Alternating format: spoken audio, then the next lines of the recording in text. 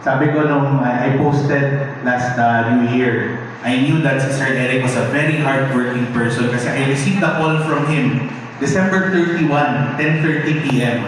Akala ko to greet me a Happy New Year. Pagkabungan ko, Happy New Year. Sabi niya, about the Santo Niño exhibit. Sabi ko, okay, sige, let's work. So sabi ko, it's a good thing that he's stepping into this role in the NCCA as its chairman because I know that he will bring this commission to greater heights. Totoo yun. 10:30 p.m. Happy na go. Wow, nag-work pa talaga tayo sa Eric. So here po,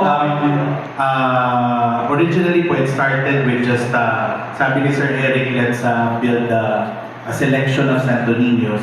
So I knew of course I knew Kuya Claude, who I visited January 1 at 8 in the morning in Pampanga just to talk about collections.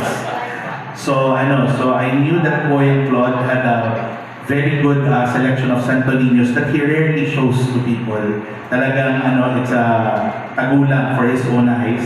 Along with this